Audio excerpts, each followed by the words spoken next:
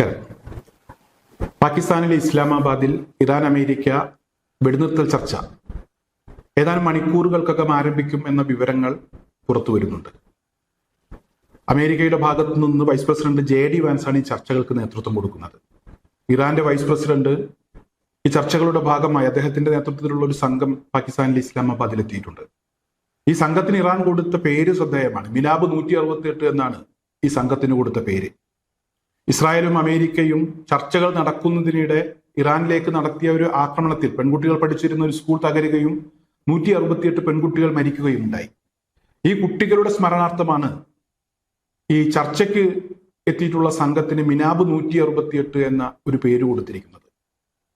എന്തായാലും ഏറ്റവും അവസാന നിമിഷങ്ങളിൽ ചർച്ച തുടങ്ങാനിരിക്കെ പുറത്തു വരുന്ന വിവരം അത് അമേരിക്കയെ സംബന്ധിച്ചിടത്തോളം അവരവരുടെ അതൃപ്തി ഈ വിവരവുമായി ബന്ധപ്പെട്ട് അവർ വ്യക്തമാക്കിയിട്ടുണ്ട്. ഇറാൻ പറയുന്നത് ഇസ്രായേൽ ലെബനോനിലേക്ക് നടത്തുന്ന ആക്രമണങ്ങളും അവസാനിപ്പിക്കണം. ഈ വെടിനിർത്തൽ ചർച്ചയിൽ ലെബനോനിലെ വിഷയങ്ങളും ഉൾപ്പെടുത്തണം. ഒരിക്കലും അത് മാറ്റി നിർത്തിക്കൊണ്ടൊരു ചർച്ചയ്ക്ക് ഞങ്ങൾ തയ്യാറല്ല, ആക്രമണം അവസാനിപ്പിച്ചേ മതിയാകൂ എന്നുള്ളതാണ് ഇറാന്റെ നിലപാട്. എന്തായാലും ഇന്നലെ രാത്രിയോടുകൂടെ ഇസ്രായേൽ ലെബനോനിലേക്ക് നടത്തുന്ന ആക്രമണങ്ങൾ തൽക്കാലം നിർത്തിവെച്ചിട്ടുണ്ട്. ഒരു ഡിമാൻഡ് കൂടെ ഇറാൻ ഇപ്പോൾ പറഞ്ഞിട്ടുണ്ട്. അതായത് ഖത്തറിൽ ഉൾപ്പെടെ കോടിക്കണക്കിന് വരുന്ന ഡോളർ അമേരിക്ക തടഞ്ഞു വെച്ചിട്ടുണ്ട് വിവിധ ബാങ്കുകളിൽ.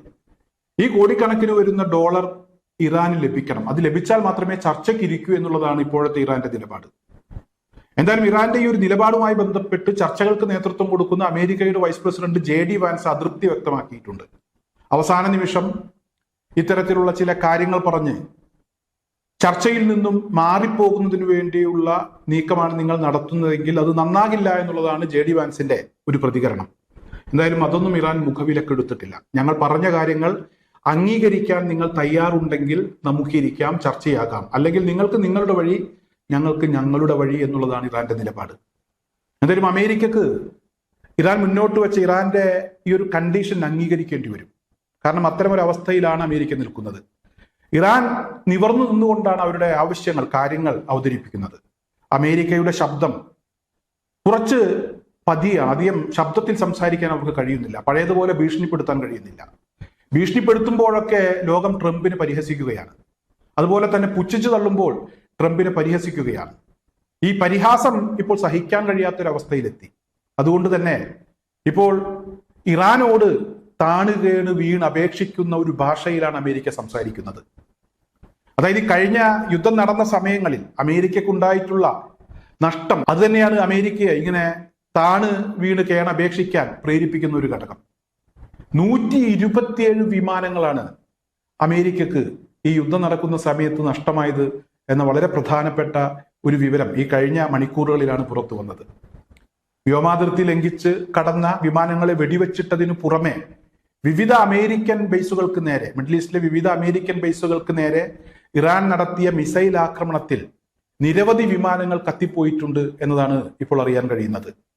സൗദി അറേബ്യയിലെ പ്രിൻസ് സുൽത്താൻ എയർബേസിലേക്ക് ഇറാൻ നടത്തിയ മിസൈൽ ആക്രമണത്തെ തുടർന്ന് അവിടെ പാർക്ക് ചെയ്തിരുന്ന നിരവധി വിമാനങ്ങൾ കത്തി നശിച്ചു എന്ന വിവരങ്ങൾ നേരത്തെ പുറത്തു വന്നിരുന്നു. എന്നാൽ അതിന്റെ കൃത്യമായ വിവരങ്ങളോ കണക്കുകളോ പുറത്തുവിടാൻ അമേരിക്ക തയ്യാറായിരുന്നില്ല. അതുപോലെ തന്നെ കുവൈത്തിലെ, ഖത്തറിലെ, ബഹ്റൈനിലെ ഒക്കെ എയർബേസുകളിലേക്ക്, സിറിയയിലെ എയർബേസുകളിലേക്കൊക്കെ നിരവധി തവണ ഇറാന്റെ മിസൈൽ അറ്റാക്ക് ഉണ്ടായിട്ടുണ്ട്. ഈ സമയങ്ങളിലൊക്കെ അമേരിക്കക്കുണ്ടായിട്ടുള്ള നഷ്ടങ്ങൾ എത്രമാത്രമാണ് എന്നുള്ളതിനെ കുറിച്ചുള്ള വിവരങ്ങൾ അന്ന് പുറത്തു വന്നിരുന്നില്ല. എന്നാൽ ഇപ്പോൾ പുറത്തു വരുന്ന വിവരം 127 വിമാനങ്ങൾ കത്തിനശിച്ചു എന്നുള്ളതാണ്. അതുപോലെ തന്നെ ഖത്തറിലെ പ്രതിരോധ സംവിധാനങ്ങൾക്കു നേരെ ഇറാൻ നടത്തിയ ആക്രമണത്തിൽ അമേരിക്കക്ക് $1 ബില്യൺ നഷ്ടമുണ്ടായി എന്നുള്ളതാണ് ഇപ്പോൾ പുറത്തു വരുന്ന വിവരം. ഇത് മിഡിൽ ഈസ്റ്റിലെ മൊത്തത്തിലുള്ള റഡാർ സംവിധാനം ഖത്തറിലായിരുന്നു എന്നാണ് അറിയാൻ കഴിയുന്നത്. മിസൈലുകളൊക്കെ വിക്ഷേപിക്കുന്ന സമയത്ത് തന്നെ അതിന്റെ വിവരങ്ങൾ കൃത്യമായി അറിയാൻ കഴിയുന്ന ഒരു സംവിധാനത്തെയാണ് ഇറാൻ ആക്രമിച്ച് തകർത്ത് കളഞ്ഞത്. അതുപോലെ തന്നെ അമേരിക്കയുടെ 24 MQ-9 റീപ്പറുകൾ ഇവിടെ ഇറാൻ വെടിവെച്ചിട്ടുണ്ട്. വലിയ നഷ്ടം അമേരിക്കയെ സംബന്ധിച്ചിടത്തോളം ഈ കഴിഞ്ഞ സമയങ്ങളിൽ ഉണ്ടായിട്ടുണ്ട്. ഒരു രാജ്യത്തിന് യുദ്ധം നടക്കുന്ന സമയത്ത് ഇത്ര വലിയ ഒരു നഷ്ടം മറ്റൊരു രാജ്യത്തിന് ഇതിനു മുമ്പുണ്ടായിട്ടില്ല. അത്ര വലിയ ഒരു വ്യോമ നഷ്ടമാണ് അമേരിക്കക്ക് ഉണ്ടായത്. ഇറാന്റെ ആകാശം ഞങ്ങളുടെ കീഴിലാണ് എന്ന് അവകാശപ്പെടുന്ന, അങ്ങനെ അഹങ്കരിച്ചിരുന്ന അമേരിക്കക്കാണ് ഇതുപോലൊരു അടി കിട്ടിയത്. എന്തായാലും ഈ ഒരു അടി മനസ്സിലുള്ള കാലത്തോളം അമേരിക്കയെ സംബന്ധിച്ചിടത്തോളം അവർ ഇറാനെ ഭീഷണിപ്പെടുത്താൻ അവർ തയ്യാറാകില്ല. എത്രമാത്രം വലിയ അടിയാണ് കിട്ടിയത് എന്ന് അമേരിക്കക്ക് അറിയാം, കൊടുത്തതിന്റെ കണക്ക് ഇറാനും അറിയാം. അതുകൊണ്ട് തന്നെ പരസ്പരം അവർ എങ്ങനെ സംസാരിക്കണം എന്നുള്ളതിനെ കുറിച്ചൊക്കെ ഒരു ധാരണ ഇരു കൂട്ടർക്കുമുണ്ട്. ഇറാനെ സംബന്ധിച്ചിടത്തോളം അവരെ ആരും നേരത്തെ അത്ര വലിയ സംഭവമൊന്നുമായും ഇവിടെ ആരും എടുത്തു കാണിച്ചിരുന്നില്ല. എല്ലാവരും എഴുതിത്തള്ളിയ ഒരു വിഭാഗമായിരുന്നു. അമേരിക്കയും ഇസ്രായേലും ഒക്കെ വല്ലാതെ വില കുറച്ചു കണ്ടു. എന്തായാലും ഇറാൻ എന്താണ് എന്നുള്ളത് ലോകത്തിന് ബോധ്യപ്പെടുത്തി കൊടുത്തു, അമേരിക്കക്കും ബോധ്യപ്പെടുത്തി കൊടുത്തു, ഇസ്രായേലിനും ബോധ്യപ്പെടുത്തി. ഒരിക്കലും ഇസ്രായേലിന് ഇറാനെ ബോധ്യപ്പെട്ടിട്ടില്ലെങ്കിൽ ഈ ചർച്ചകൾക്ക് ഇരിക്കുന്നതിന് മുമ്പ് ലബനോനിലെ വെടിനിർത്തൽ അവസാനിപ്പിക്കണമെന്ന് ഇറാൻ പറഞ്ഞാൽ അത് അംഗീകരിക്കാൻ ഇസ്രായേൽ തയ്യാറാകില്ല. ലബനോനിൽ നടത്തുന്ന ആക്രമണങ്ങൾ അവസാനിപ്പിക്കാതെ ഒരു ചർച്ചയ്ക്കുമില്ല എന്നാണ് ഇറാൻ പറഞ്ഞത്. ഇനിയും ആക്രമണം തുടർന്നാൽ ഇസ്രായേലിനെ അറ്റാക്ക് ചെയ്യും എന്നും ഇറാൻ വ്യക്തമാക്കിയിരുന്നു. എന്തായാലും ഇവിടെ ഈ ഒരു കാര്യം ആവശ്യപ്പെട്ട് അധികം വൈകാതെ തന്നെ ഇസ്രായേൽ ലബനോനിലേക്കുള്ള ആക്രമണം അവസാനിപ്പിച്ചു.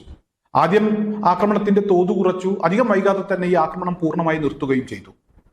എന്തായാലും ഇതുകൊണ്ടൊന്നും കാര്യങ്ങൾ അവസാനിക്കില്ല. തടഞ്ഞു വെച്ച കോടിക്കണക്കിന് ഡോളർ കൂടെ കിട്ടിയാലേ ചർച്ചയ്ക്കിരിക്കൂ എന്നതാണ് ഇപ്പോഴത്തെ ഇറാന്റെ നിലപാട്. അമേരിക്കക്ക് അതും സമ്മതിക്കേണ്ടി വരും എന്നാണ് പുറത്തു വരുന്ന വിവരങ്ങൾ. കാരണം ഞാൻ പറഞ്ഞല്ലോ, നേരത്തെ കിട്ടിയിട്ടുള്ള അടി, ആ അടി എത്രമാത്രം ഭീമമായിട്ടുള്ള അടിയാണ്, എത്ര വലിയ നഷ്ടമാണ് ഉണ്ടായത് എന്നത് ഏറ്റവും കൂടുതൽ മനസ്സിലാക്കിയിട്ടുള്ളത് അമേരിക്ക തന്നെയാണ്. അതുകൊണ്ട് അവർക്ക് ഈ ഒരു കണ്ടീഷൻ അംഗീകരിക്കാതിരിക്കാൻ കഴിയില്ല. ഈ കണ്ടീഷൻ അംഗീകരിച്ച് തന്നെ ചർച്ചകളുമായി മുന്നോട്ട് പോകും എന്നാണ് അറിയാൻ കഴിയുന്നത്. എന്തായാലും ചർച്ചകൾക്ക് ഇരിക്കാൻ തയ്യാറില്ലെങ്കിൽ, ഈ ഒരു നിബന്ധന അംഗീകരിക്കാൻ അമേരിക്ക തയ്യാറില്ലെങ്കിൽ അമേരിക്കക്ക് അമേരിക്കയുടെ വഴി, ഞങ്ങൾക്ക് ഞങ്ങളുടെ വഴി എന്നുകൂടെ ഇറാൻ വളരെ കൃത്യമായി പറഞ്ഞിട്ടുണ്ട്. അതുകൊണ്ട് തന്നെ ചർച്ച നടക്കാനാണ് സാധ്യത. വെടിനിർത്തലല്ല, പൂർണ്ണമായും ഇറാനുമായിട്ടുള്ള ഒരു കലഹം, ഒരു സംഘർഷം അത് ഒഴിവാക്കാൻ തന്നെയാണ് അമേരിക്ക ആഗ്രഹിക്കുന്നത്. അമേരിക്കയെ സംബന്ധിച്ചിടത്തോളം അത്തരമൊരു അവസ്ഥയിലേക്ക് അവർ പോയിട്ടുണ്ട്. അവർക്ക് അവരുടെ ശബ്ദം ഉയരുന്നില്ല. അതേസമയം ഇറാൻ ശബ്ദത്തിൽ തന്നെ വളരെ കൃത്യമായി അവർ പറയുന്നു, അവരുടെ ആവശ്യങ്ങൾ പറയുന്നു. ആ ആവശ്യങ്ങൾ നേടിയെടുക്കാൻ അവർക്ക് കഴിയുന്നു എന്നുള്ളതാണ് ഈ അവസാന മണിക്കൂറിലും, അതായത് ചർച്ച തുടങ്ങാൻ മണിക്കൂറുകൾ മാത്രം ബാക്കി നിൽക്കെ അവസാന സമയങ്ങളിലും പുറത്തു വരുന്ന വിവരങ്ങളിൽ നിന്നും മനസ്സിലാക്കാൻ കഴിയുന്നത്.